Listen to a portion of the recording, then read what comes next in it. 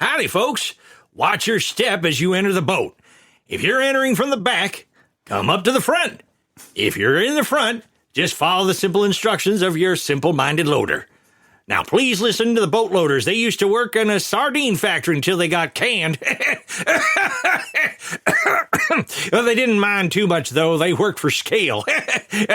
Well, anyhow, be sure to keep your hands and feet inside the boat at all times. And watch your children, because this here's the wildest boat in the jungle.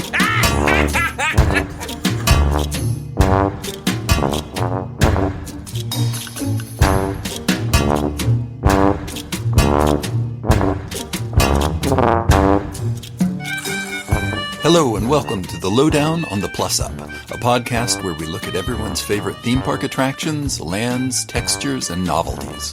We talk in, over, about, and through our week's topic, and then, with literally no concern for practicality, safety, or economic viability, we come up with ways to make them better. My name is Kelly McCubbin, columnist for the theme park website Boardwalk Times, and with me, as always, is Peter Overstreet, University Professor of Animation and Film History in Northern California.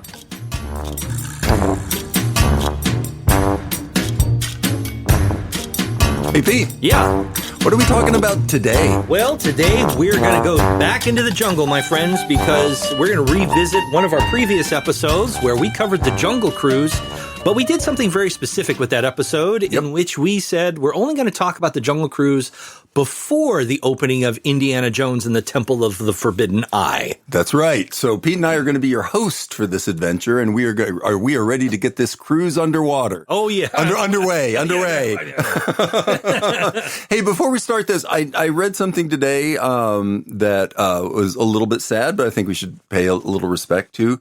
The great porch potato Frank, the guy who has sat on the bench on Main Street, USA at Disneyland pretty much every day for the last 20 years. Yes. Passed away just shy of his 80th birthday. Oh, that's too bad. He was a good guy. I waved at him once or twice. I know a lot of people that talked to him. He always gave people fist bumps, and he was always sitting out there with his Dodger jacket and his porch potato button.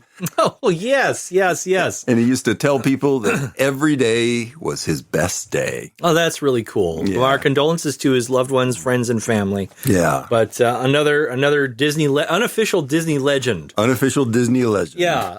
R.I.P. Porch Potato Frank. So, the Jungle Cruise, one of our favorites. Cruise, yeah. Kelly and I hunted down. We it's like Pirates of the Caribbean and Haunted Mansion and all of these other rides that have become legendary, not because that they are based off of any particular property or right. ... At least they weren't when they first opened. Yeah, to an extent. Yeah. Walt was interested in promoting his true life adventure films. Right.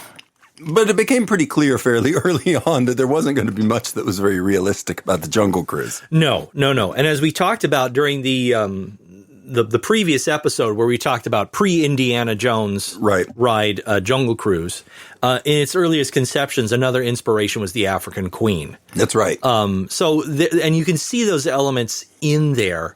But I think Disney, Walt himself, had sanitized it so much that it didn't really resemble the African Queen. Yeah, and we're going to see an interesting sort of time swing happen here because the Jungle Cruise starts off not really fixed in any particular time, and then kind of becomes fixed in the time of the African Queen, which is about 1914 when that takes place. Roughly, yes. Yeah, and then Indiana Jones pulls it like a black hole forward through time until it settles where it is right now, which is 1938. Yep, 1938. So we're not going to cover the whole premise of Tony Baxter coming up with the Indiana Jones ride itself. I mean, it definitely influences what we're talking about today. Yeah. And at some point, I'm sure we will do the Indy ride. Absolutely, and have a great time doing it. We will look forward to it. But we don't want to get bogged down with that because there's enough to talk about with this attraction. As a quick aside. Yeah. Is the Indy ride Tony Baxter's best ride? Yeah. In my opinion, it actually I think so too. I think he got to do everything he wanted to do in it.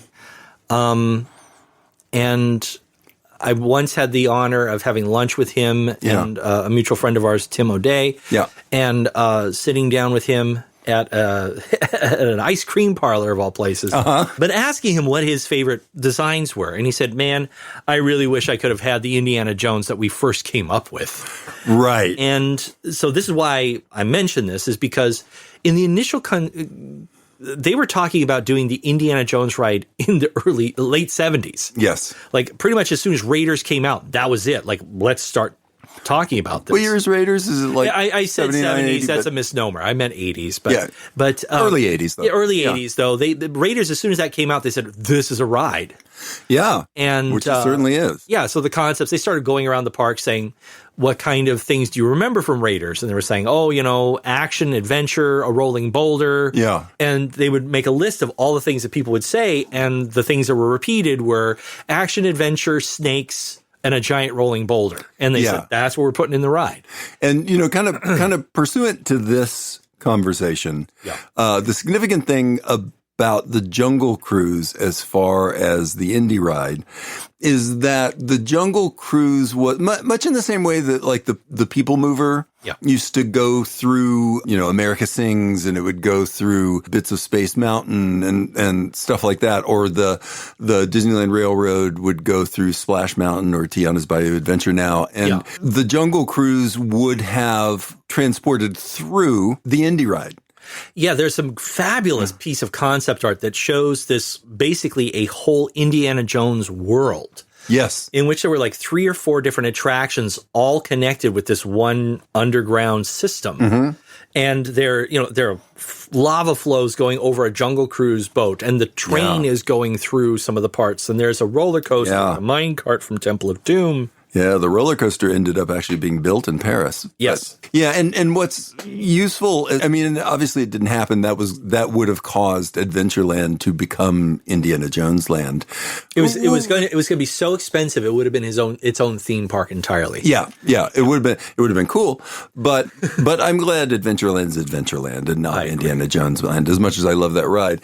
But what is significant is they, as part of this, when was it? It was like 1993. They had done kind of all the prehab for how the Jungle Cruise was going to fit in next to Indy.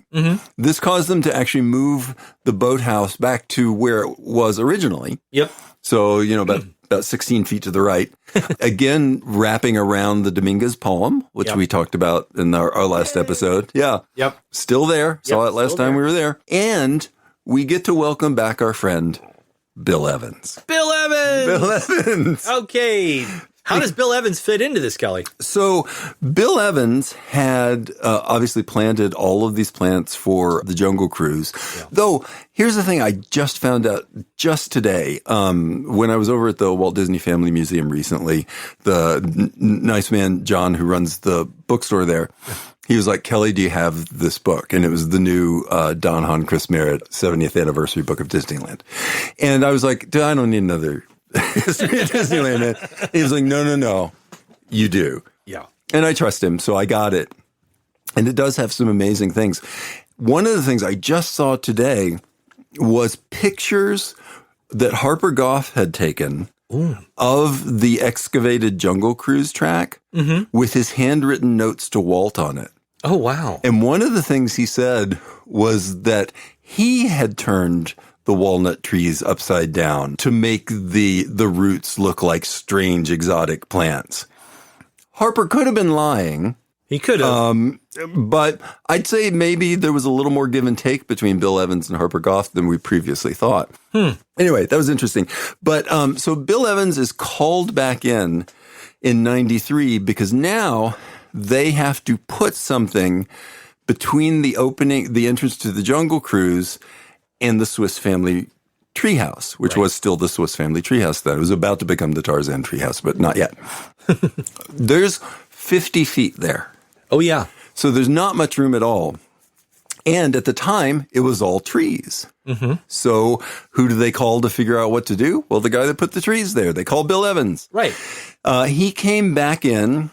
He looked at all of the trees. He went through and tagged the trees. And they took out, in that area, 500 trees. Whoa. Yeah, it's crazy, right? Like, I don't even know. I mean, some of them must have been saplings or something. Like that type of square footage. I think part of it's because the Indy entrance goes so far in. Oh, okay. So you got the entrance between the two The width things. is one thing. It's the depth. That's Right. So the depth, like it just keeps going and keeps going. Yeah, but you have to understand a lot of those trees when you look at the Jungle Cruise in this, the 50s and 60s when it first opens. Yeah. It's more like the Veldt Cruise. Yes, there is. It's like the trees haven't grown up yet. Like they have to put in fake trees just so the giraffes have something to hide behind. Right. But now you go, it's an honest to God rainforest because it's so huge. Well, this is an interesting thing that happened. So, in our Tomorrowland episode, from Live at the Hojo, I mentioned something about, the monorail being one of the most magical things at Disneyland because it went from being a ride to an actual functional piece of transportation. Right. Which is true. One other thing did that. That was Bill Evans's Jungle, because in 2010, environmental scientists and government regulators declared that the jungle around the Jungle Cruise was no longer a fake jungle. It was a self-sustaining real jungle. What? Yes. So I didn't know this. It is officially a jungle in Anaheim. Wow. And the way that they make the decision, there's a lot of people involved when they decide this, but ultimately they're like, if we stopped doing anything, would it keep going? And they're like, yes, it will. It will survive on its own without us at this point. So at some point, Disneyland will close. We all know this. Yeah. Nothing lasts forever. And at some point, Disneyland will close.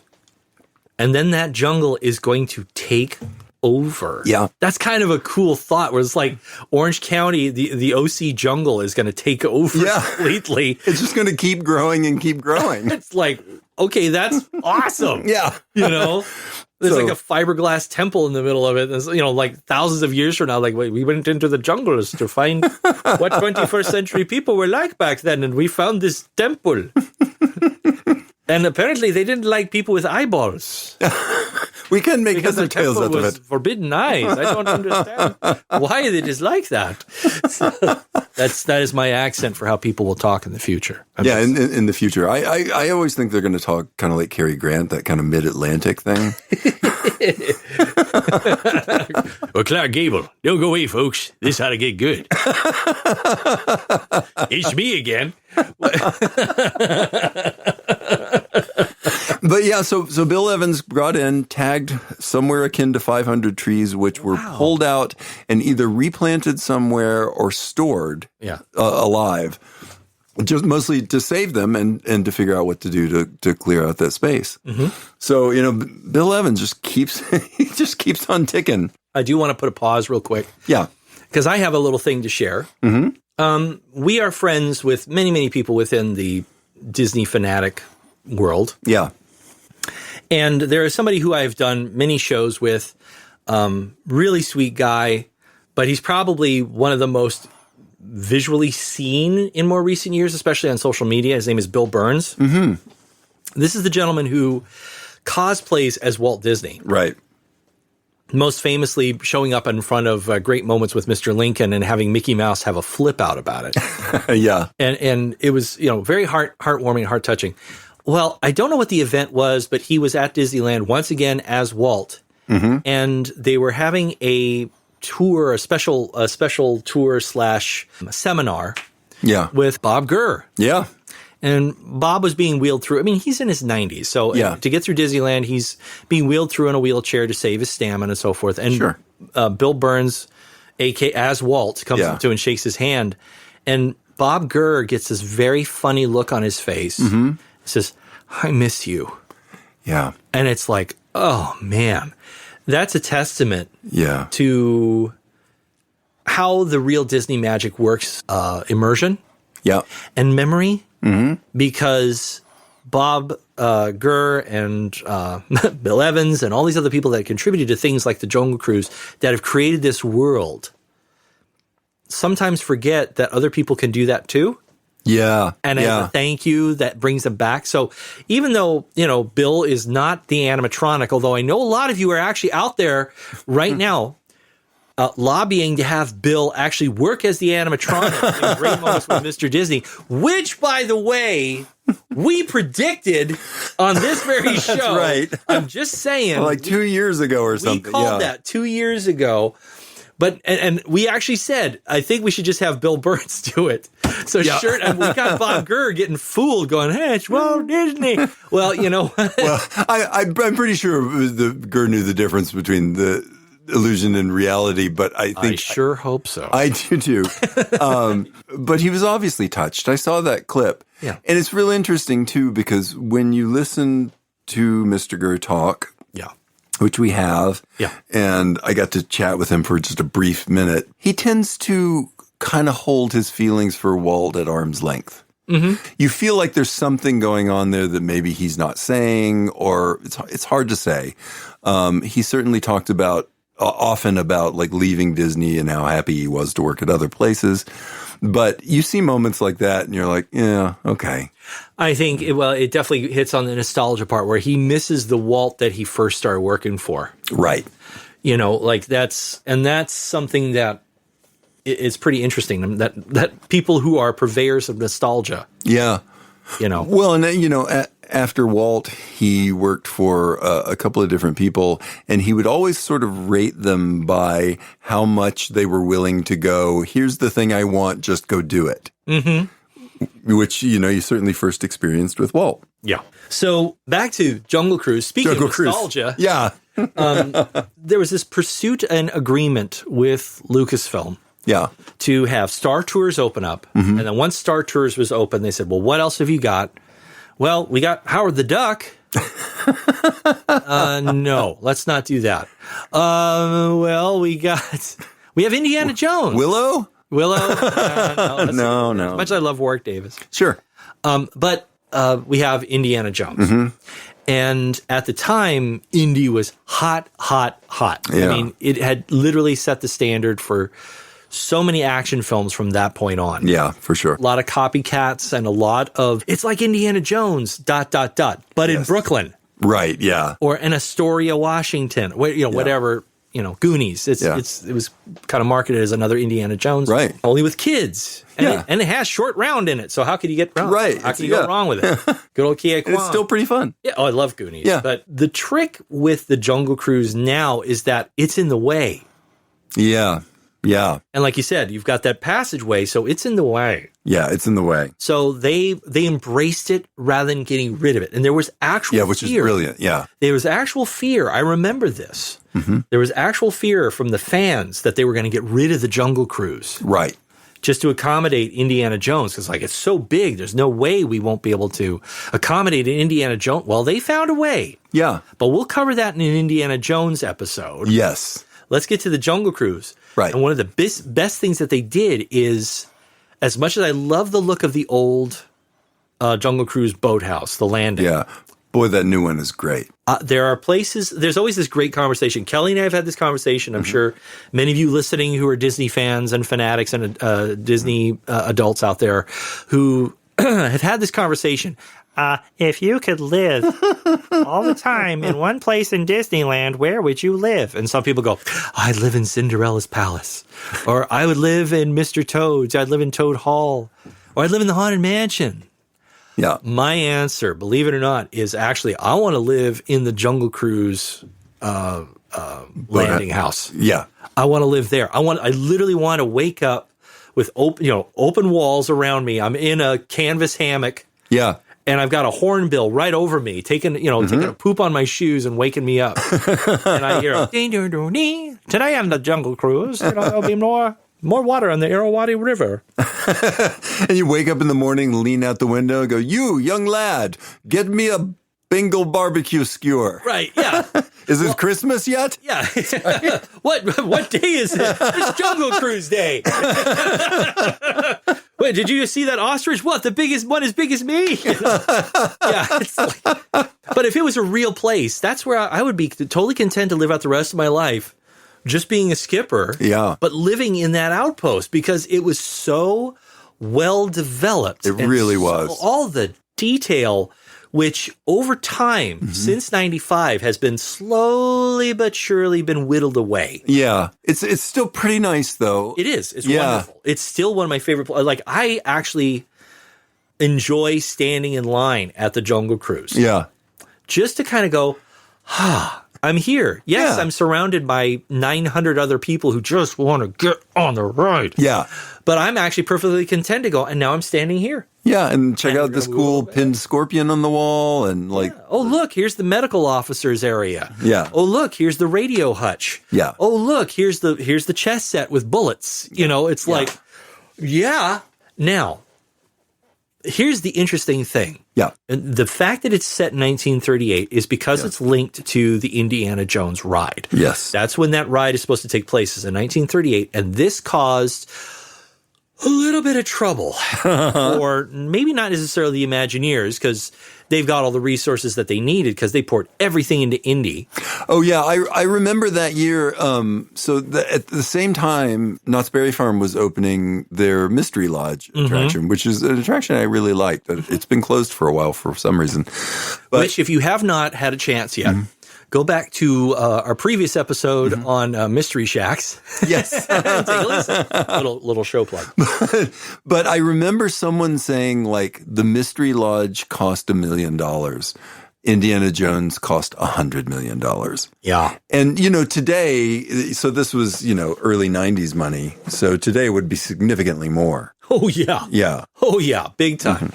So what they did, there's something that I find absolutely fascinating. Kelly and I have both had the pleasure of being at Disneyland pretty close to when both of these attractions opened. Yeah. So Kelly, especially for the Indiana Jones. Yes, I was there the day they were doing previews for famous people. And I didn't know. I had actually. So here's my embarrassing nerd credentials. I was down in the area because I had gone to a Doctor Who convention.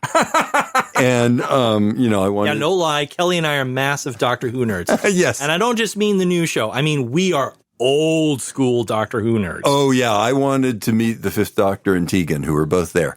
As I'm talking to Kelly right now, Kelly literally has a diorama of little Doctor Who figurines on his shelf here, and they're all black and white. Yeah. It's pretty great. I have 2 separate TARDISes with different crews around them. Yeah. So now that you know... There's his credentials. So he really was there. So yes, I really was. You can look up the date on this convention. and so I went to Disneyland because I was down there anyway, and I was like, I'll take a day. And back then it was a lot cheaper. And I went in, and there was something going on, and that was the day that Ron Dominguez got his window on Main Street. Nice. Same day. So I stumbled into that. I was Which like, wow. took Kelly and I forever to find, by the way. Kelly's like, we're going to go find Ron Dominguez. Yeah. 1 hour later. I know, it took a long time. I mean, we found the magical brick wall. We found the half red and the red and white light bulb. Yeah. All these are things that Kelly was telling me about. I had no clue. And I was on the Kelly tour. It was really great. And we finally found the Dominguez window. It was kind of anticlimactic because we were like, well, we saw everything else. Oh, great. Great. Let's go get some lunch. It was actually a really great window, but and so like, and I get there, and there's kind of all of this new stuff set up, and Indiana Jones is not officially open yet, though we had heard that there might have been some soft openings, but it was all roped off, and I'm standing there, and I'm like, oh look, there's George Lucas. Like going into the Indiana Jones ride. Right. There's this person. And at one point, someone taps me on the shoulder and is like, excuse me? And I look back, and it's Roy Disney Jr. And I get out of his way because that's what you do. Yeah. And I'm like, this is amazing. We didn't get to go on the ride that day. It was all for famous people. But yeah, don't let all those people on board because I'm showing all the fancy people what Indiana Jones is all about. Also, it's breaking down every 15 minutes. Yeah. Yeah. But anyway, so Jungle Cruise. So Yeah, they've moved the boathouse a little. They've done this beautiful design on the boathouse. Mm-hmm. They have not yet redesigned the boats, but they're going to in a couple of years. Yes. Yeah, so it's a weird transition because the boathouse got fixed up first because they needed something for people to do at Disneyland while these giant walls are built all the way around the treehouse. Yep. The treehouse was shut down for a while to construct Indy because it was that complicated. Yeah. And so it was actually kind of unattractive. They also didn't want people to go up in the treehouse to look down on the construction. Yeah. That was the other part of that. Yeah. They also shut a lot of they painted over a lot of the windows on the side of the building from the Disney Gallery, which was at the time. Mm-hmm. It's now the Uber celebrity magic suite or something like that. But this was the Disney's second apartment that was supposed to be above Pirates of the Caribbean. Right. I miss the Disney Gallery being above Pirates of the Caribbean. I do too. I used to really like that. Classy about that. Yeah. I don't know why. I think it was the circular staircase, and you got this beautiful view of Tom Sawyer Island. And it's very It was very peaceful up there, and I really liked it up there. Felt exclusive without being exclusive. Right. By the way, I just looked this up. In 1995, you strap in, folks. Okay.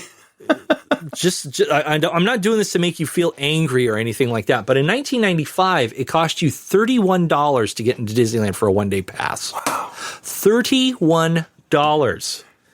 And it had increased from $16.50 in 1985. It cost you $16.50 to get to Disneyland in 1985.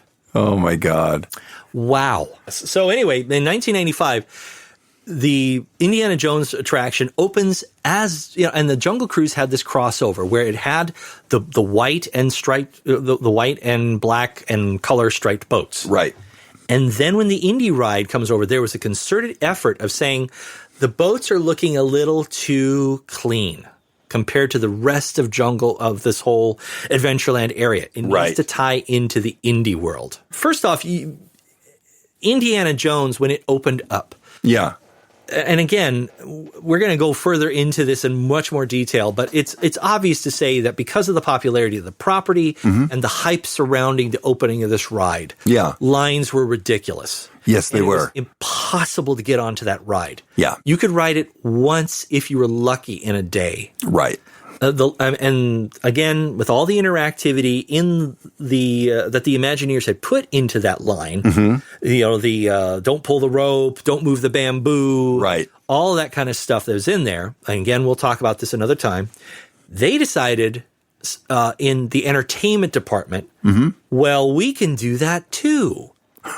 And it caused a huge schism among cast members, and executives alike.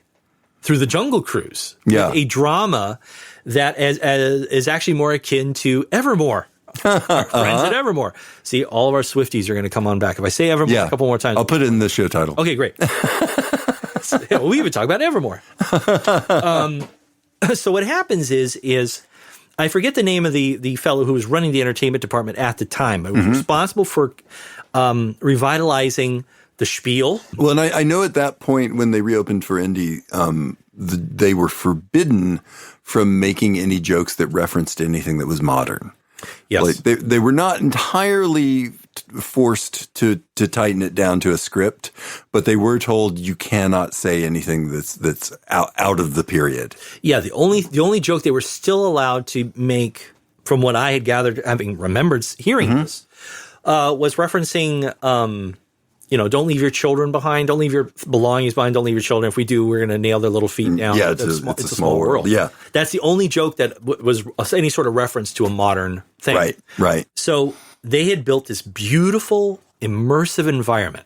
And the entertainment department said, well, let's use that. The lines are going to be ridiculous anyway because people are going to say, because of their fast passes, well, we have until now then to ride Indy. Let's go on the Jungle Cruise. Yes. Let's give them something to do. Well, they got flooded with people, and he thought it was going to flow like it normally flows. Yeah. A good solid flow is anywhere from 15 to 45 minutes.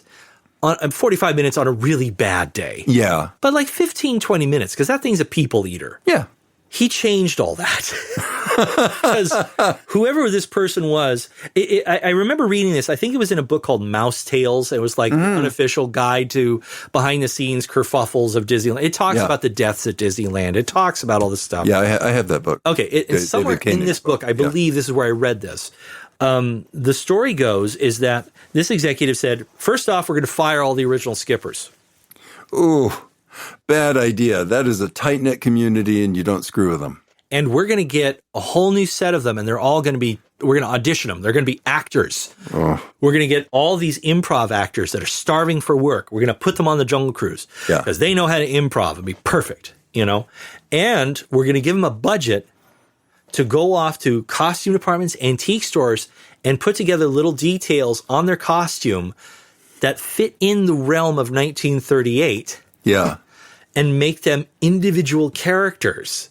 So suddenly we get the equivalent of Wally Bogue's Pecos Bill, only now you've got Whiskey Pete and Irrawaddy Wally and all these other characters suddenly showing up at the Jungle Cruise depot. Yeah.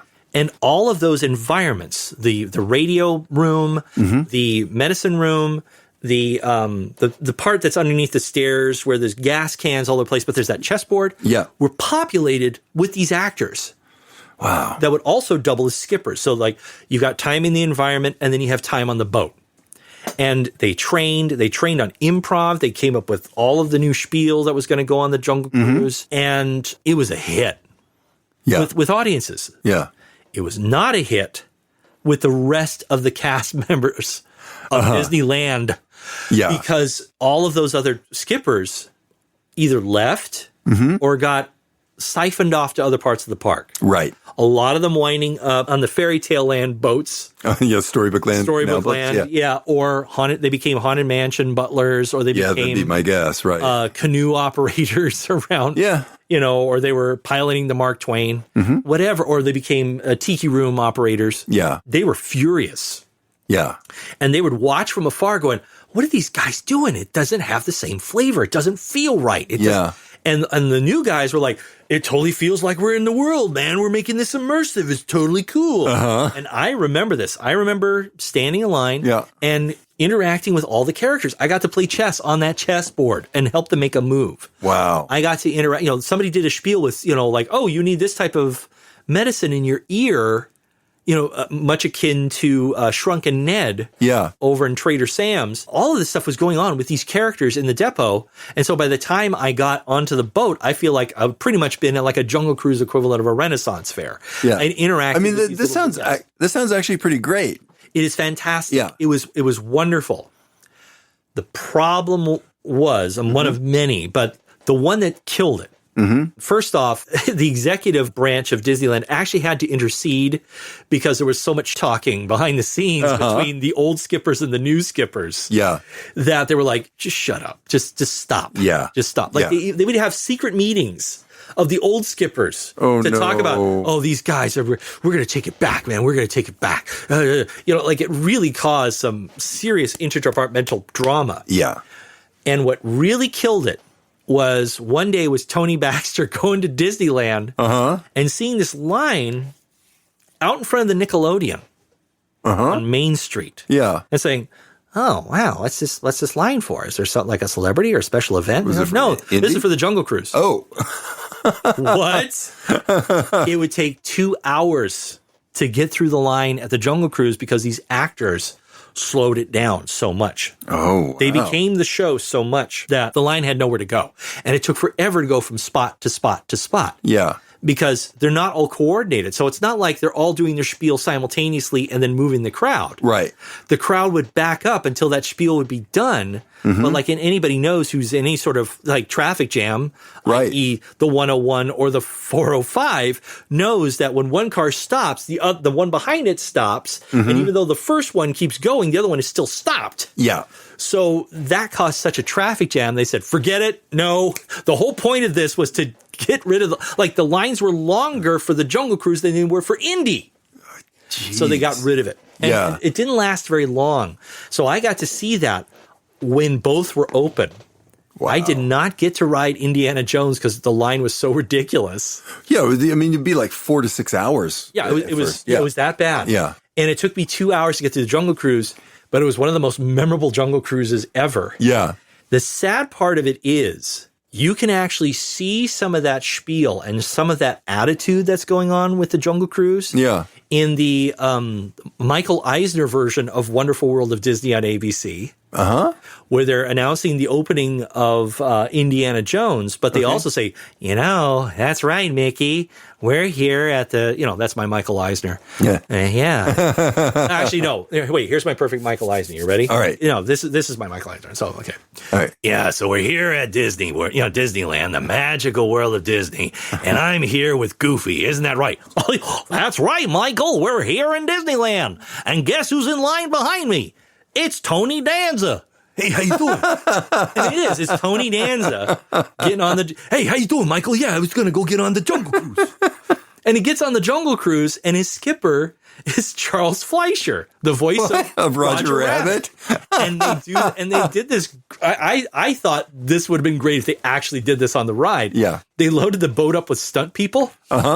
And so every time they would come upon something that was anywhere remotely dangerous, something would happen. And Tony winds up being the only one left on the boat because everybody gets shot with poison darts or gets attacked by a giant snake or gets thrown off the water by hippos. Yeah. But you can kind of get a little bit of the hint of the interactivity. It's just a little hint of what was left of that brief era of the Jungle Cruise interactive version. Yeah. But they got rid of almost all those actors because most of them were like, I'm a great actor. I had to audition for this. They felt insulted that they, I'm just going to be a skipper. I have to do all this. I can't improv anymore. Right. I'm out of here. Well, guess what? All the old skippers are like, came right back. Wow, we're back, baby. So the old skippers came back. Yeah. And it became what it is now. That's so fascinating. I wish I could have seen that. Very short period of time. It did not last long, but it was wild. I'm kind of two minds because I'm like I love the idea is fascinating. It sounds really, really interesting. Mm-hmm. Also, I kind of trust the skippers that have been doing it for years. Yeah. And if they were like, this is not right, I kind of trust them. Well, the personalities also slow down the tours because some of them would say, hey, you got to have some sort of personality quirk. Yeah. So like we can't have Indiana Jones steering the boat and you can't be Indiana Jones, but you could be Whiskey Wally. And Whiskey Wally is like a mechanic. And so what if your boat broke down right in the middle of the hippo pool? Yeah. And then it's like traffic. Every little couple of seconds that you're throwing it off rather than keeping it flowing. Right. It's that delicate balance of being a skipper, of keeping it flowing and yet giving them good show. Yeah. And when you're adding like, I'm from Brooklyn and I got my 1938, Yankees cap on here. And I'm telling you, running these boats across the jungle, it's really hard on an engine over here. So let me tell you, you got to really avoid them hippos over there because they remind me of my ex-wife. Let me tell you something. You're like, shut up and just say they're wiggling their ears and shoot the pistol, okay? Get going already. Now, as much of a hit as it was, I thought it was great. Yeah. My visit was in June of 1995. Okay. And I remember it distinctly because, I walked out of there I spent almost the entire day just in Adventureland. Yeah. I think I went in Pirates and Haunted Mansion. But I really mostly spent my entire day in Adventureland from dawn till dusk to absorb this new world of Indy and adventure and jungles and these people in the depot. And it's my favorite. Wow, this is so cool. Yeah. And I walked out with bags of Randotti. It was one of the few years where Randottis were still being sold. So I got a few Randotti skulls and, rubber snakes and Indiana Jones hat. And I had the paper decoder and all that kind of stuff. Yeah, I found my my decoder book and things not that long ago downstairs that I got that first year. Yeah, but it was very, very memorable. But I think what has happened over time is what we view as skippers before then isn't exactly the same as we have today.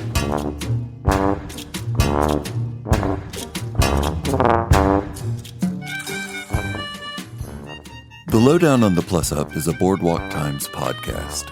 At boardwalktimes.net, you'll find some of the most well-considered and insightful writing about the Walt Disney Company, Disney history, and the universe of theme parks available anywhere. Come join us at boardwalktimes.net.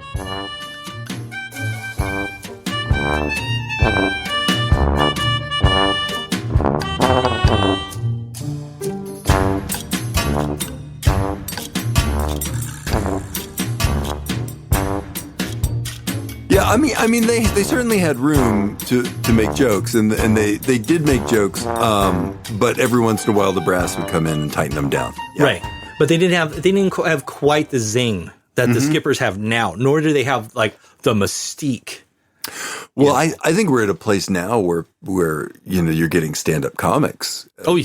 As skippers. Oh yeah, and future executives of Pixar. Yes, that's right. That's right. John Lasseter, for all of his uncomfortableness, was a skipper. And there's a lot of people that actually got their turn. I mean, for goodness sakes, it is such a thing to kind of grow up in the ranks of like actually having the expectation of, oh yeah, I got my start as a skipper. That Weird Al Yankovic actually wrote a song called Skipper Dan. That's right. I saw him perform that live. Yep. I'm the tour guide on the Jungle Cruise ride. Yep. I love that song. I do too. It's great. It's a little mean.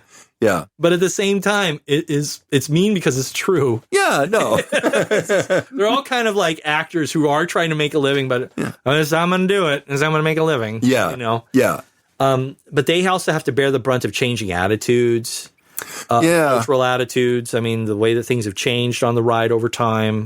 Great changes, but they have to deal with those changes. Yeah, and certainly, and we'll get to that because there's some fairly modern changes that were pretty big that I actually like. But so let's talk about the ride itself. We talked a lot about the skippers and the Indy connection, but let's talk about the ride itself. So I thought it'd be kind of interesting because when we did the previous version of previous episode, we went through kind of what all of the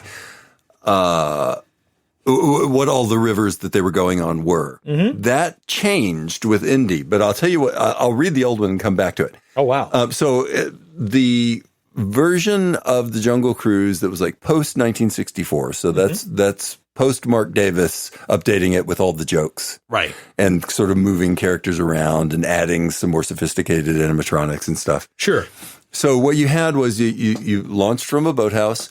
You had the Mekong River with the temple ruins. Okay. There was the Bengal tiger, the Indian elephant bathing pool. Then you had the Congo Basin, which was the base camp with the gorillas. Then you had the Nile, the African Veldt, the Lost Safari, the Hippo Pool, the Headhunter Territory, Schweitzer Falls, and the Kilimanjaro Rapids. Then you had the Amazon River, Giant Snake, Trader Sam.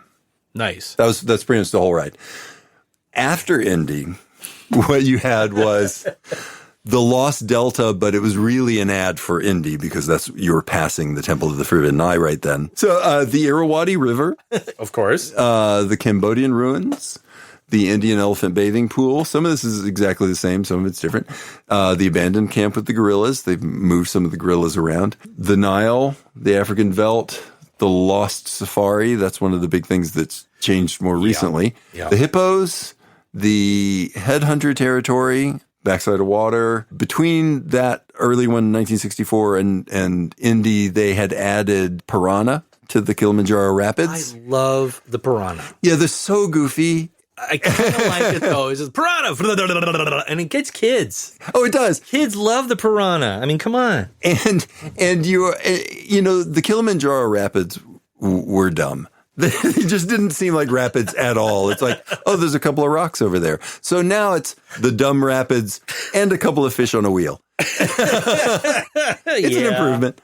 Yeah. The Amazon River, the giant snake again, and then Trader Sam is gone. Yeah. And it's Trader Sam's gift shop. Right. So that's kind of the difference between the two. It changed a bit. Most of the changes had to do with sort of promoting that you're sailing past the Temple of the Forbidden Eye. Right. And I actually kind of like that. I like that it's like we're all in this sort of unified adventure area. I am always hesitant to narrow down the narrative of theme park attractions too much, but I think they were okay there. Where I start to get sketchy is the next thing I want to talk about. It is the Society of Explorers and Adventurers. Oh, Congaloosh. Congaloosh. Yes, let's discuss this. Yeah. We can't go into too much detail because where it develops. Yes. However, Yeah. we do have to touch on it. We do have to touch on it because in many ways a off-the-cuff joke forms a very firm basis of this entire narrative, which is the joke about Schweitzer Falls, Right. and Dr. Albert Falls. Right. And I'm sure at some point we'll do a whole episode about the SEA because I think we should. I think we should do that fairly soon. it's complex. It is interesting. This is just my opinion. I question nailing down this narrative as much as they have. It's interesting that they've spread it across different continents. Oh, yeah. It's not just an Adventureland thing. It's Frontierland, Big Thunder Mountain's involved in it. The Mystic Manor in Shanghai is Mystic involved. Manor's deeply involved in it. The Adventurers Club, now RIP. And Yeah, my dearly beloved Adventurers Club, which is, interestingly, the thing you're talking about happening at the Jungle Cruise, that's what the Adventurers Club was. Oh, yeah, absolutely. That was kind of the beginnings of it all. Yeah. Okay, little name droppy. But Yes. At the Dickens Christmas Fair, when I was running my little Jules Verne attraction, a bunch of Imagineers. And it wasn't a small attraction. It was about little Jules Verne. It was like Jules Verne as a baby. Yeah, it was really cute, too. Yeah, It was like a little Nautilus pram. He didn't even speak French. He would just go, anyway. Science! But it wouldn't be a show without a baby impersonation. Really? Is that a rule now? The Prospector showed up early on in here, so he hadn't had him this season, so he had to it's show true. up at some point. Anyway, and in came several Imagineers who had been a part of designing, and I don't know if one of them was Joe Rohde, but it sure looked like him. And there was a couple of other people who were very definitely involved in Fair who were Imagineers. Yeah. And one of them looked at it and said, "This reminds me of the Adventurers Club in Florida." Yeah. And I said, "What's that?" And he got this really shocked look on his face, like, "You don't know?" And I go, "No." He goes, "Wow." Yeah. Because this has that same flavor and that same Yeah. feel. I had no clue. I mean, we had a swearing in ceremony. Phileas Fogg would say, "Everybody raise your right hand and repeat after me." And from that point on, everybody would do "I," your name, and all, state your name and all the stupid jokes. Had no clue that had been going on. Zero. And then it turns out Disney had already done it with the Adventurers Club. Yeah. And I felt kind of like cool. And the more I found out, the more I'm like, let's get Legion Fantastique involved. Like, can Disney buy into Legion Fantastique and make this the French branch of the Adventurers Society? Never came about, but there was a brief moment where I went, "Hey, wait a minute," Right. So it had that flavor. I only got one vacation when it was open, but when I was there, I loved the Adventurers Club so much. It did everything I wanted it to do. It was interactive. It was hilarious. It was weird. Me and my friend that were there, we got invited into the parlor for a special show where many of the characters went on stage and did recitations, and there was a ghost piano player that was accompanying them. Oh, so good. And it was just, everything about it was an absolute delight. And who could forget Slappy? Who could forget Slappy? I was actually, as a weird aside, so Disney has been very odd about how they treat the Adventurers Club, because obviously it got shut down, I think a little bit before all of Pleasure Island got shut down, but not too far before. No. And, they had a very devoted following, including the people that work there. So they tried to occasionally hold get-togethers or kind of like little recreations where they do skits and stuff and fans could come. And Disney really clamped down on it. They didn't like it for some reason. I don't know why. Well, I mean, sometimes in the parlor, some of the singers would do songs like Mailman. Yeah. which look it up. It's, especially sung by the Fox. Yeah. It's unbelievably filthy, but it's like that was being sung, and then you have like Slappy, who is this foul-mouthed little like ventriloquist dummy, who is the ventriloquist dummy of a ventriloquist dummy. Yeah. That's one of my favorite things ever. Is the Colonel had his own ventriloquist dummy, and he would come out and sing like the Toast song and stuff. Right. Toast, and it's like, oh my God. But well, and interesting, as a quick aside, Disney does seem to have really loosened up their grip on this because when I was at the Disney World Marathon 2 Januaries ago, they actually had Adventurers Club, because you run along and there's character stops. Yeah. They had an Adventurers Club character stop. Oh. There were 2 of the people from the club with like an upside down Jeep. Oh, and nice. And I remember, and I ran along and I saw them and I just yelled out Kungaloosh, and one of them looked at me and went, "It's a member." Heck yeah. Heck yeah. So they still understand. And the Adventurers Club, this is why I brought it up in the first place. The Adventurers Club got retconned into the SEA. Yeah. So the SEA didn't really exist when that was going on, but not that long later, after an attraction called Fortress Explorations at Tokyo Disney Sea opened up. Right. That's when they started building that narrative. Right. And eventually they started using the names of some of the characters from the Adventurers Club as part of the narrative. So it kind of got retconned in.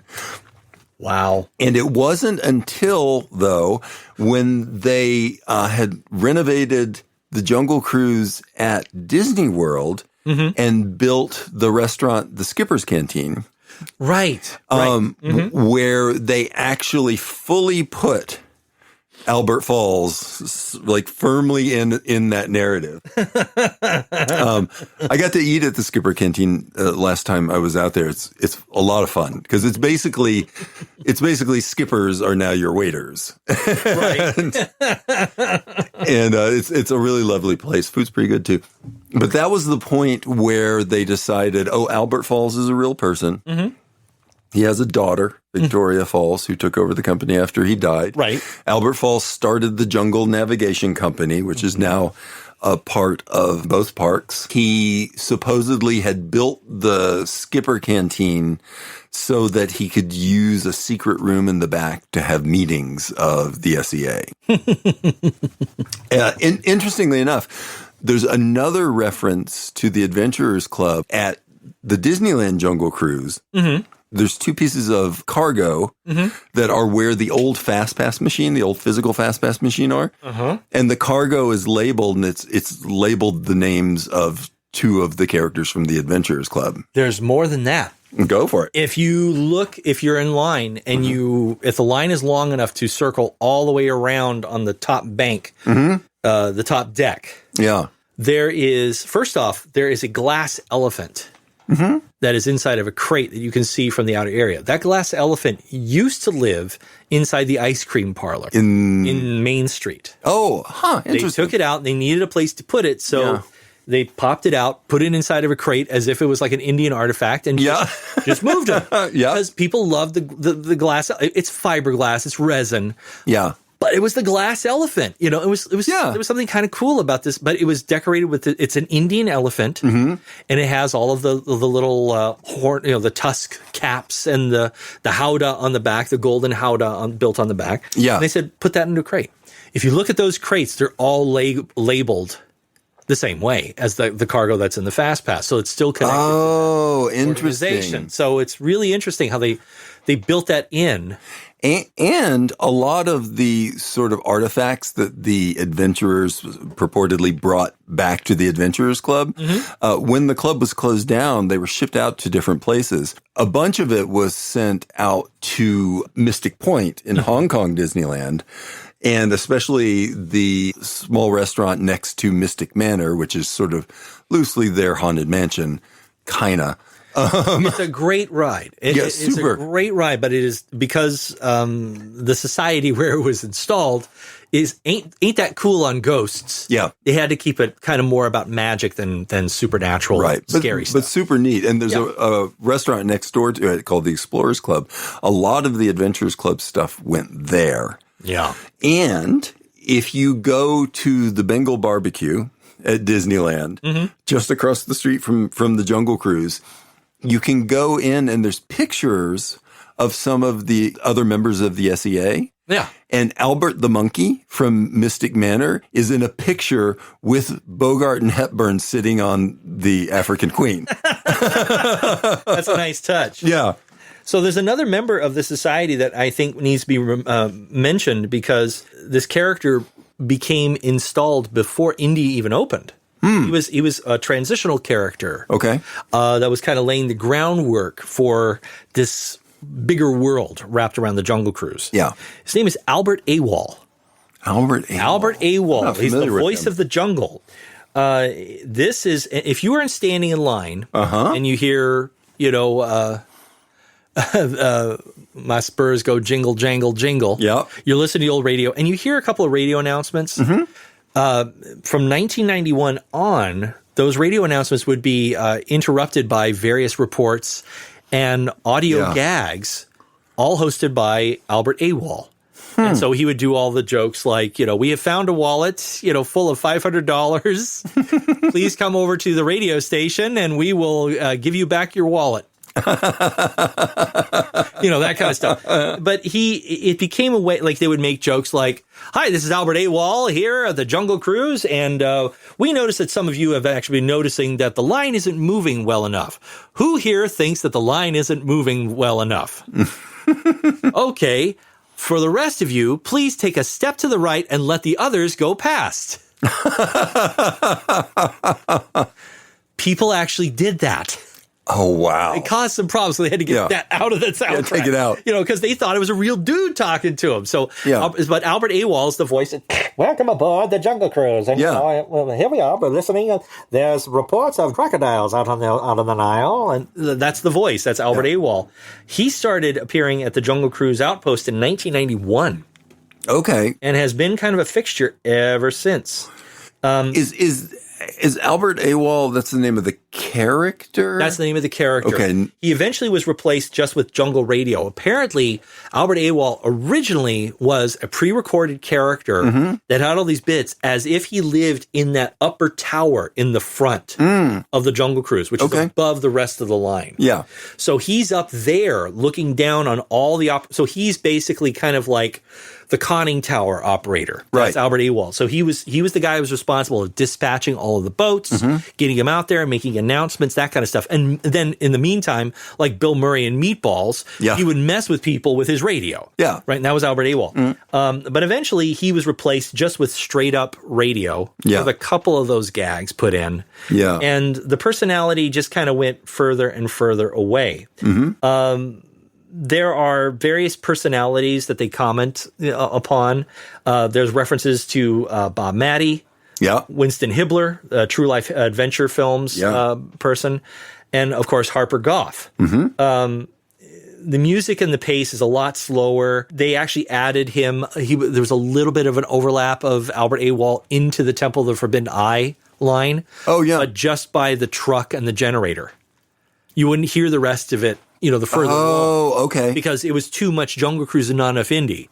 So, but there was enough spillover. That's nice, though. Yeah. There's a nice connection. He was an overlap. So they would make references to the Temple of the Forbidden Eye. Yeah. If you look on YouTube, you can actually still find recordings of the Albert Awol shtick. Yeah. But he's very definitely worth a listen to. Do we know who the actor is? There have been various actors playing him. Let me see who is the disc jockey, if it's listed.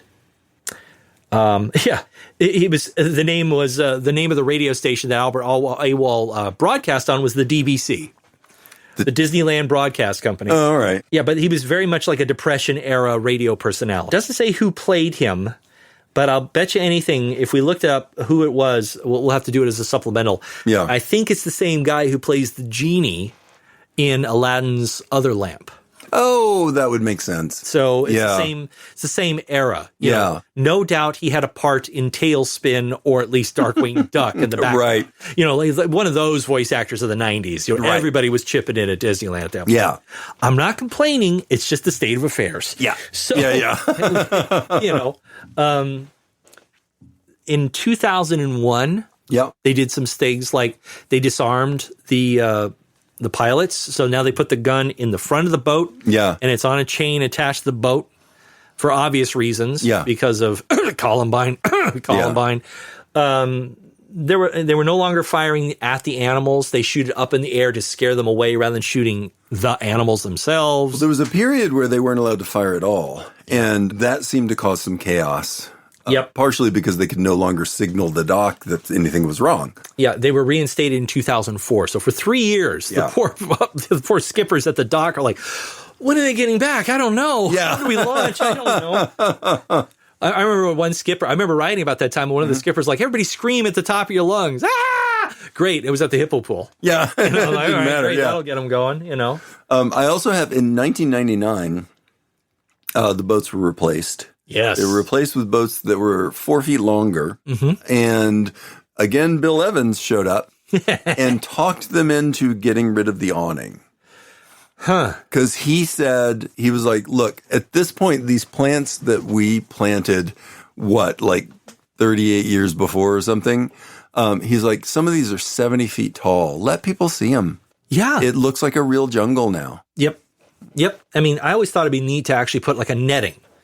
So there's still an awning, so like on really hot summer days, they could roll out a canvas on top of the netting. Yeah. But the rest of the time, it's just snapped up and out of the way for that exact reason. So you're like, we're in the real jungle here. So roughly around 2009, 2010, they decided to plan on something in the Jungle Cruise specifically, and Adventureland specifically, because they were already starting to think about what a new land would feel like at Disneyland. Mm-hmm.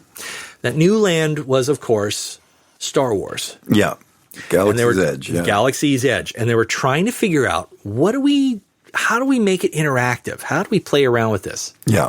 And if you guys tune into our Evermore episode, interactive stuff, and the Intergalactic Star Cruiser, you will actually hear a lot more about this, but this is that time period in which they were playing around with interactive games. Yeah. And the Jungle Cruise played very heavily into this, where you would do various activities with various skippers all over Adventureland. Yeah. There were little spots all over the place, and you had different jungle activities, like imitate your favorite, jungle animal, and then take this over here and do that. Right. And people thought it was great because they accumulated... as prizes, they would accumulate these little tikis. Yeah. These little totems on different things that were based off of different decorative elements, mostly very reminiscent of the works of Rolly Crump. Mm-hmm, mm-hmm. And then, of course, in 2013, I think it was. Mm-hmm. Let me check my dates because I know all of you Jungle Cruise people are going to correct me. 2013, they introduced Jingle Cruise. Yes. Which they do a holiday overlay for the Jungle Cruise with snowmen and hats on the animals, and it's really awful. and but I like it. Just a shout out to our friends over at the Backside of Water podcast. They're nice people. Yes, they are. And they did. It was a couple of years ago. They did a musical episode where they were trapped in the Jingle Cruise. And it's really great. That's so awesome. Yeah, I mean, it's they did it in 2013. They had the whole tour had its own holiday themed script. Yeah. They brought it back in 2014.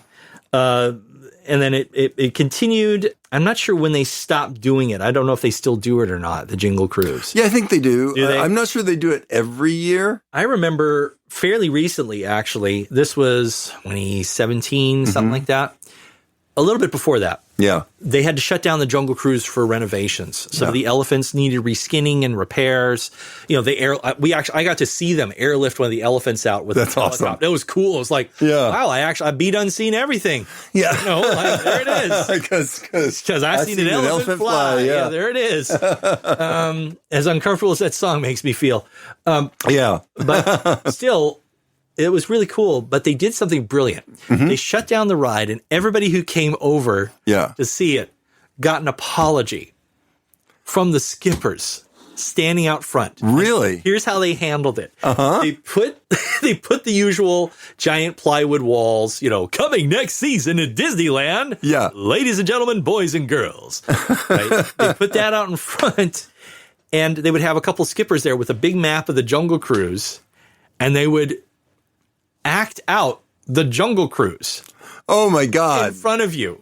Like they would have like a couple of little props and things like that and joke with you. And this was their way of saying, sorry, it'll be renovated. They would answer the question. Sorry, it's going to be coming back. But while you're here, and they would gather a crowd and like, all right, you're all on the cruise with us. Here's the backside of water. And you drink of water. That kind of thing. It was great. Oh, that's awesome. I thought that was brilliant. And it really got laughs. And that's the thing that carries over between the two versions. Yeah. The earliest versions, with Oh, Ravenscroft, over there, you'll see Ginger. Be careful.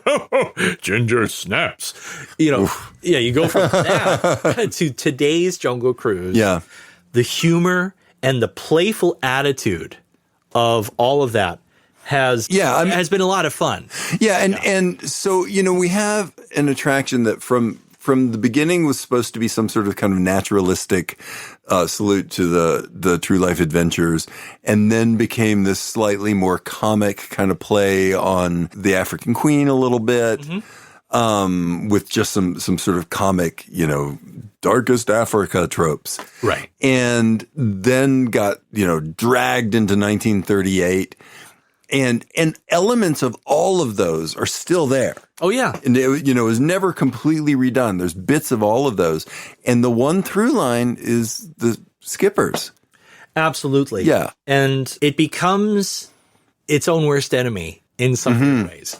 Because in a couple of years ago, right in the middle of the pandemic, they began production on the Jungle Cruise movie.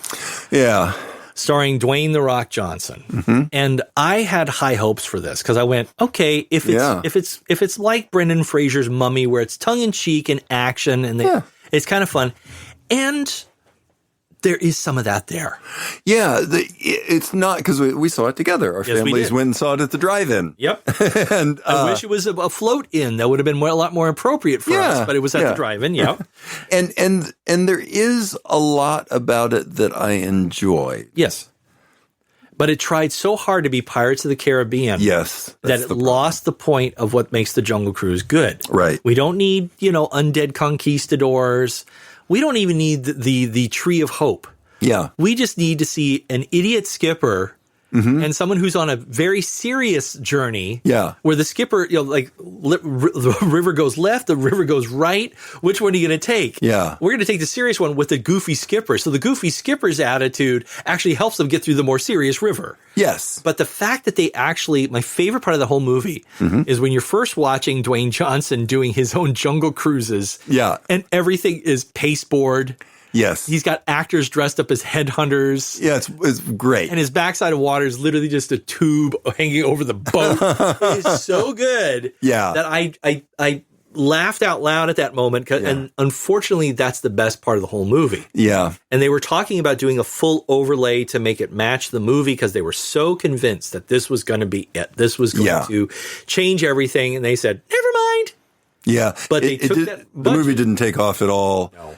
But they did take that budget and they put it into the current version, kind of updating some of the gags, like the Lost Safari and Vader Sam, and turning it into his little depot with the monkeys going all over it. Yeah, and I think this is a nice update. I think that I do too. What they did was pretty classy. They took out some of the more troubling things, just some of the more like culturally inappropriate things now.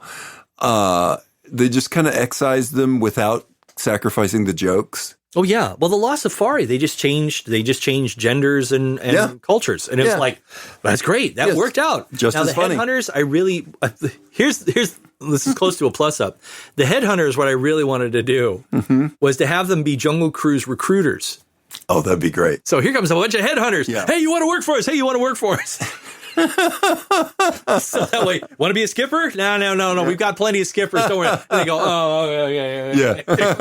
Same animatronics. But no.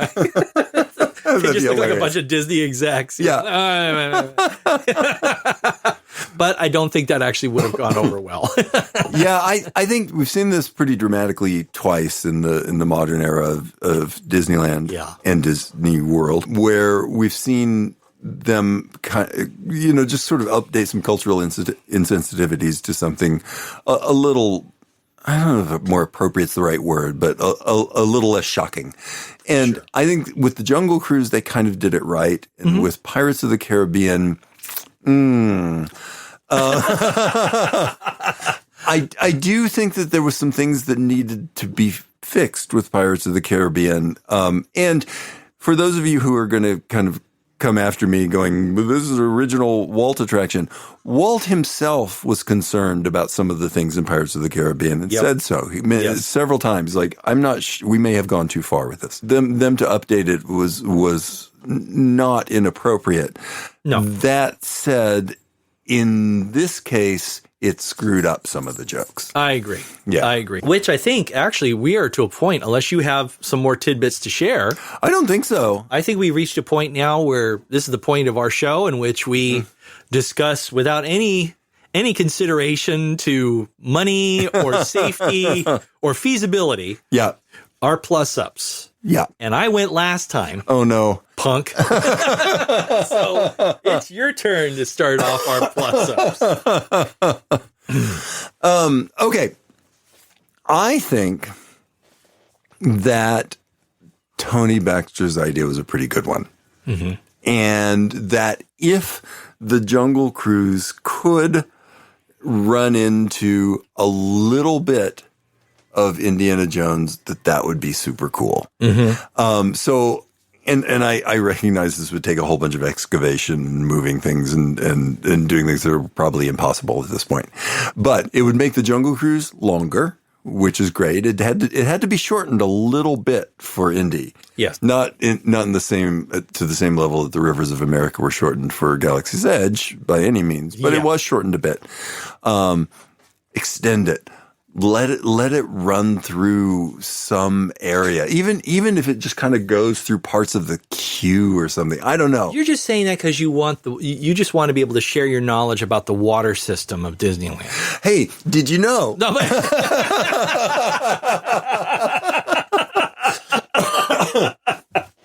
So it'd be okay. I'm looking over from behind me, and Kelly's wife is giving me the eyeball. Don't say nothing. The weird thing is that the water does flow that way, but it hits the Jungle Cruise and kind of turns back towards the Rivers of America. So you've got a little bit of an issue there, like extending the water farther because you're kind of extending it farther upstream. Sure. Towards Indy. But I think you could do it. With your plus up, that would be actually kind of cool, is to actually, I know where we could extend it into. Yeah. Is to actually make the river kind of weave in and out a little bit of the temple at the exit portion. So while you're exiting, you still have to go over over hills and scaffolds. Maybe have a little bit of a rope bridge to go over. That the boat the boat actually goes underneath a rope bridge as you're leaving Indy, and you've got this boat under. I mean, yes, again, spitting, but that's why we don't put nets on top of the boat. Yeah. So, we didn't say anything about this being feasible or safe, but it would still be cool. It would still be cool. But then... And I just love to see some more integration between the different attractions. Well, and what you do is you change some of the temple. Mm-hmm. Instead of make it a Bengal temple, the elephant god or whatever, you make it the temple of the forbidden nose.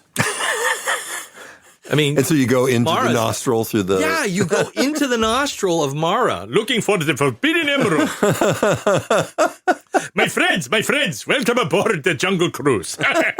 We're going to be looking for the forbidden emerald inside of the nose of Mara. So hold on tight. Be sure to pick the right one, though. There are millions of emeralds. You have to pick the right one inside the nose of Mara. Kleenexes will be available at the exit by the elephant pool. You could wash your hands there. Just ask Big Bertha. Kelly's almost peeing himself laughing. So... So wait, and I'm going to add one more thing to my plus up. Yes. Also, let's put a tiki bird on the boat. So, so that while you're going around the Jungle Cruise, the skipper can do his spiel, but there's also like, say, a Rosita or something sitting on the boat. That can occasionally make comments. Yeah, it would be hornbills. We could have talking hornbills on this thing. Oh, that'd be awesome. You know, yeah. Like we haven't heard that joke before. Yeah. You know, they're the Greek core. They're the Statler and Waldorf for the Jungle Cruise boats. Yes. You know, like each one gets its own smart ass bird. Actually, that would be great. That's a better plus up than my first part. Let's go with like that. one. Yeah. That is actually a good one. And it's doable. It is doable. Yeah, make it more interactive. As much as we railed against the possibilities of interactivity, and again, this is like one of my favorite locations at Disneyland. Yeah. Like the Haunted Mansion is great, but it's great as a ride. It's not really a location. Yeah. As much as a lot of you, I'm sure, will argue against me. Yeah. I mean, believe me, I've been doing haunted houses for 40 years for a reason. It's because of the Haunted Mansion. Yeah. But the Jungle Cruise to me is a world that I want to play in. Mm-hmm. So my plus up would actually have guest skippers and I don't mean that they do the spiel. I mean that like let somebody steer the boat. That would be something. But having that Greek chorus is actually pretty close to the plus up that I was thinking. Yeah. But it would be more along the lines where like, what's his name? Albert Awol would actually still pop up now and then on the tour. But in like the Lost Safari area where like the gorillas have taken over the camp and you hear Albert Awol, like, you better look out for those monkeys, guys. You know, yeah. It's a little bit like, where's the rebel spy? Yes, exactly. Like there's one of you on board this ship that is going to cause some trouble, you know. I think it would be brilliant and fairly simple to actually have the Albert Awol voice pop up on the radio in the ship every once in a while and start to warn you about something and static out. Yeah. Which brings me to actually along those lines, the big plus up idea. Okay. All right. Which is that there are actually two routes. Mm-hmm. Where there is we actually dig out a new river. Yeah. And it splits. And what happens is that the skipper doesn't know which one they're going to get. Neither does the audience. Yeah. So it could be the left one or the right one. Yeah. And one goes into the nostril of the forbidden nose. But, but it could be a lot of fun to actually have just a small veer off to one side with even more gags, more strangeness. Yeah. And this one is like the rivers of the Amazon or the rivers in Hawaii. Something different. Yeah. Just to add a little bit more. A little bit of variety. A little bit more variety. And you're not quite sure. So rather than getting the entire same tour, or like, oh, we're on tour A. I love tour A. I'm a tour B person. I love it when we don't go down the Nile. The Nile's kind of boring. Let's go down this one. Right. That kind of thing. And I thought, yeah, that'd be fun. Yeah, that'd be really neat. Yeah. So something like that would be kind of fun. I mean, it's not as involved and it's not as actually as exciting as your plus ups, but it definitely is. It definitely is something that I would like to see. Yeah, and just it would be more Jungle Cruise. More is better. I'm talking about when it comes to Jungle Cruise. I'm right there with you. Yeah. I mean, I actually love the Jungle Cruise in Disney World. We haven't even talked about that one. I know. And that one has it has a temple. Yeah, the Cambodian Ruins Temple. Yeah, Cambodian Ruins Temple. And the one in Hong Kong, it actually has like a volcano that goes off. I mean, that really feels like adventure. Mm-hmm. Whereas Disneyland's purity of, we're going to go for a goofy Gilligan's Island type cruise on this jungle ride. Yeah. It's like, okay, that's kind of cool. It's fun. It's super quaint. It's fun. It does very much hinge on whether your skipper's good or not. Yeah. And you know what that does? And this is a credit to the skippers and also to the designers, everybody who put anything into it. Yeah. Into the Jungle Cruise. It's one of my favorite rides and one of my favorite worlds at Disneyland because, yes, even though the animals are animatronic, it is one of the most believable. Yeah. It's almost more believable than, say, going along the rivers of America with the Mark Twain. Yeah. Because even if you didn't say you're in different rivers, like, oh, we're going down the Nile. Yeah. Oh, we're going down this. Or you could have called it the Swiss Family Jungle Cruise, and I would have been fine with it. Because in the Swiss Family Robinson, they've got ostriches and Indian elephants on the same island. And you're like, what? Who cares? Yeah. It's a jungle. It's a pastiche of it's the Anaheim jungle. You can name the rivers whatever you want. We're now going down we're following the Goff Stream. Right? We're going down Evans Falls, Evans Rapids. And now, of course, since it's an actual jungle, it's become a tautology. It honestly is a jungle. It is a jungle. Whatever you say it is, then it's true because you're saying this is what I call this. Well, this is actually a jungle. Yeah. And bring the piranha back. That's right. They haven't been working much lately, have they? No. What would be great is if the piranha actually gets you just after Trader Sam's. And just have one of them with a little sign going, forget me? Miss me? One other thing before we close up. Yeah. When you hit the new Trader Sam's thing, which I think's funny with all the chimps playing around with this stuff and taking your picture. Yeah. Does it seem like a missed opportunity that it doesn't actually just take your picture? Right. Like if you and have a little kiosk, like this is a great plus up actually. Yeah. And it's a simple one that Disneyland could do because they could sell this. Yeah. I mean, they're already got people out there taking your photographs in front of the castle anyway. Right. So what if you had it? So it's automated. So every like on Splash Mountain or Space Mountain, you get the Scream photograph. But it's the same thing, only you're on the Jungle Cruise. You're like, strike a pose, everybody. The monkeys, wave at the monkeys. Give us a good kungaloosh. And then when you get off, there's a kiosk with your number. Yeah. And you can scan it with a QR code or whatever, or you buy it right then and there, and you get a little frame around it. I think that'd be great. Yeah. I'm all for it. All right. I am too. All right. Well, kungaloosh, everybody. Thank you very much for listening to us. That ends this episode. The next time we get together, we'll talk about something else. Something different. Who knows? Hopefully something different. Yeah. Because I get so tired of hearing about the Jungle Cruise and how great it is. All Jungle Cruise all the time. Yeah, I'm in. So anyhow, I'm Albert AWOL. And I'm Victoria Falls. And you've been listening to The Lowdown on the Plus Up.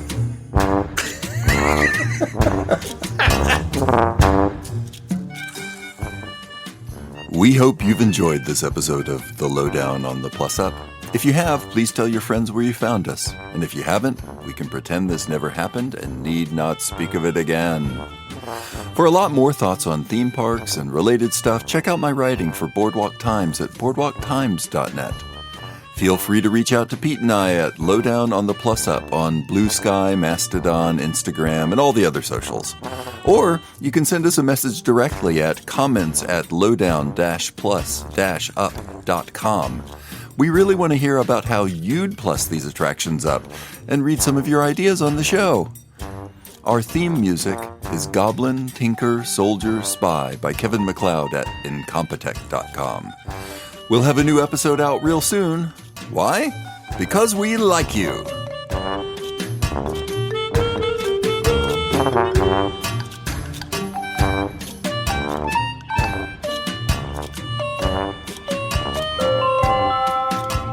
This is the Global Broadcasting Service, serving remote outposts since 1928. The weather here this morning is hot and humid. A typhoon warning has been issued for coastal areas near the South China Sea, and a storm watch has been posted along the coast of eastern Africa. Tropical Imports announces that the special Jungle Cruise dispatch has arrived, bringing with it a generous supply of extra-fine mosquito netting, guaranteed impervious to mosquito and tsetse fly. Remember, when it comes to sleeping sickness, prevention is the only cure. That's mosquito netting at Trader Sam's. And now, let's get back to our musical program.